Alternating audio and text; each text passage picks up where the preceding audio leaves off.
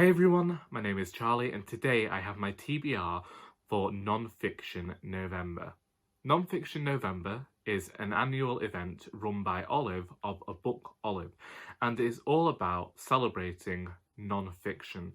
As we know, Booktube is a predominantly fiction-based enterprise. That's what most of us read, that's what most of us review, and non-fiction does so often get pushed to the wayside. November is often the time now that I think of reading non-fiction. I've been stockpiling books for this TBR since July, and although there are only 4 prompts, which we'll get to in a minute, I will be showing you all the extra books that I have acquired in my quest. The first prompt for Non-Fiction November is design, and for this I have chosen Other Minds by Peter Godfrey Smith. This is subtitled The Octopus and the Evolution of Intelligent Life, and I believe that when we think about evolution we can really be thinking about the body's design, how we as creatures have evolved to where we are now, and that is why I thought that this was a good book in particular for this prompt. I believe that I have seen this book mentioned before on Booktube,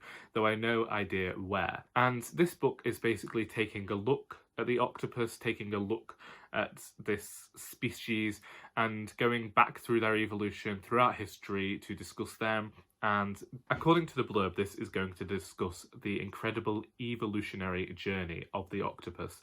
And I have to admit, whilst I don't know a lot about this book, I am incredibly intrigued to see just how the subject is tackled, what I think at the end of it. I've never given much thought to octopuses before.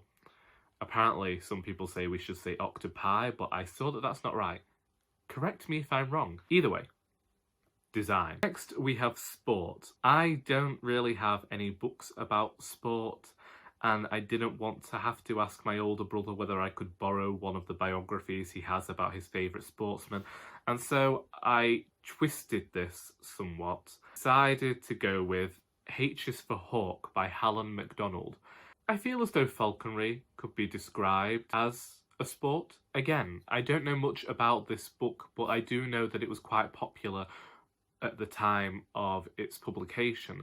And I know that the writer has gone on to end up with a television show chronicling her subsequent life as this falconer. I know that she takes in a hawk, and I know that a few people have enjoyed this one. Again, it intrigues me, and I feel as though good memoir and good biography are incredibly fast to get through. You can read them as well as you can fiction, and they also educate you. So I am hoping to get some of that with this book. Next, we have True, and with this in mind, I went with the one universal truth, and that is death. So I'm going to be reading All That Remains by Sue Black.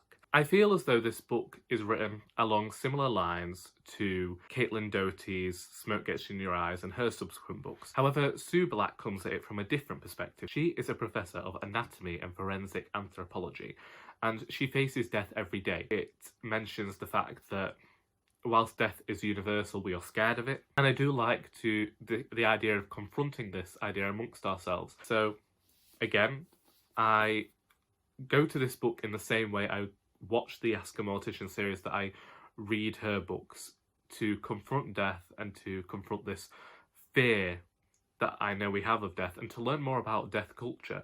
And whilst I think that this is going to be talking more about the science of it and the aspect of what this writer has faced every single day, I'll be interested to hear more about the science behind death and that aspect of it. I don't want death to become this incredibly clinical thing for me, but I have seen certain family members who perhaps work in the medical industry or the care industry who have found themselves becoming somewhat detached from death.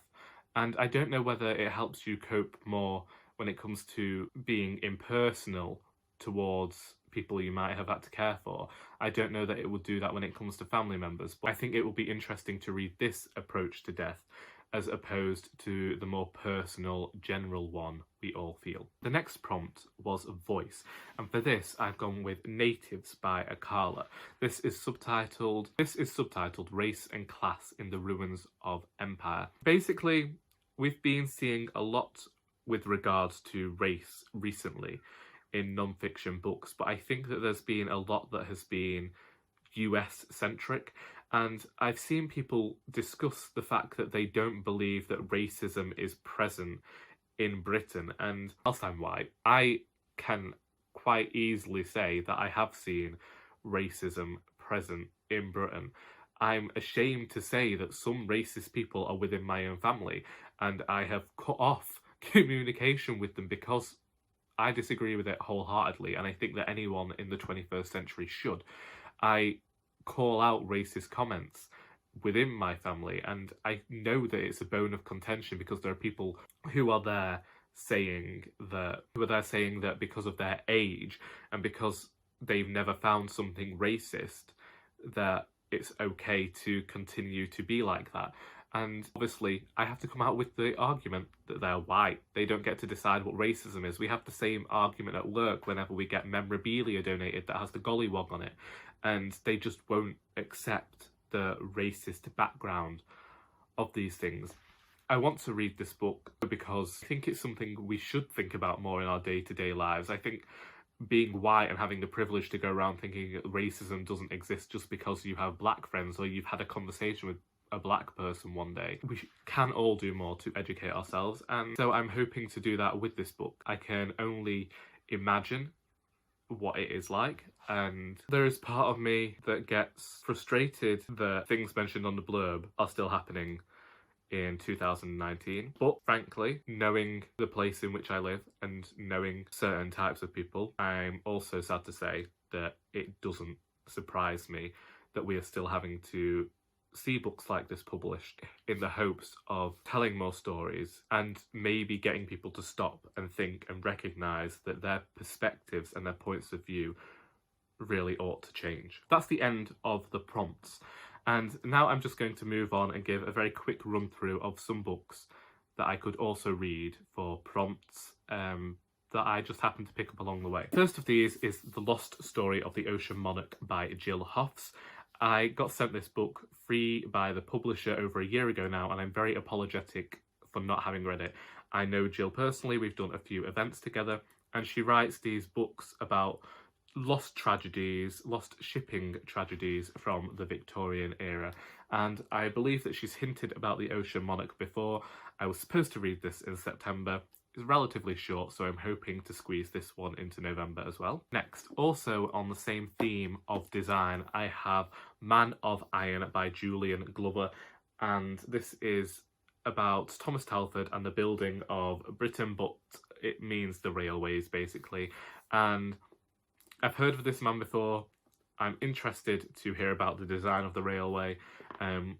This isn't at the top of my priorities in terms of November, simply because it's quite a large book, as is the next one, How to Survive a Plague by David France. And this is going to be talking about activists and scientists and the AIDS epidemic. And it says that, yeah, this book is about the AIDS epidemic and how we have come so far in such a short amount of time in relation to it. And so I definitely do plan on reading this one. I'm not sure whether I'll get to it in November, but it's definitely one that I think that I will be reading. I think it's important, again, to educate myself on this matter. Also, for True, I got the illustrated Herdwick Shepherd by James Rebanks.